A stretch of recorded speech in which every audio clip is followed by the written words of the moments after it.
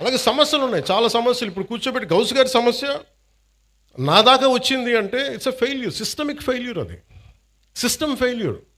అది ఒక ఎస్ఐ చేయాల్సిన పని, అది ఒక స్టేషన్ హౌస్ ఆఫీసర్ కూర్చొని చేయాల్సిన పని. ఒక ఎస్పీ దగ్గర కూడా రాకూడదు, అది ఒక డిప్యూటీ సీఎం హోదా దగ్గరికి అసలు రాకూడదు. బట్ మనం సక్సెస్ఫుల్గా సమస్యలను ఎక్కడికక్కడ బలహీనం చేసుకుంటూ వచ్చేసాం. వాడు మావాడని నేర్పించండి, వదిలేసేయండి అని ఒక హెడ్ కానిస్టేబుల్ పోలీసులను వదిలేస్తే, ఎస్ఐలకి చెప్పేస్తే సిస్టమ్ని ఇలాగే చంపేస్తాం కదా. సో నేననేది అందరూ కూర్చొని జెన్జీ అని కథలు చెప్తా ఉన్నారు. I want you have to be responsible, you have to be account. భవిష్యత్తు మీదే.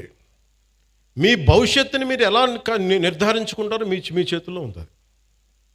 మీరు కనుక క్రిమినల్స్కి కనుక మీరు చేతికి ఇచ్చారా భయపడి, నేను పోరాడటానికి మా లాంటి వాళ్ళు మేమందరం ఉన్నాం. మాకు ఇవ్వాల్సిందల్లా క్రిమినల్స్ కనుక if they come into position of power, they will take away your future, they will burn your future. మీ భవిష్యత్తుని మంట కలిపేస్తారు.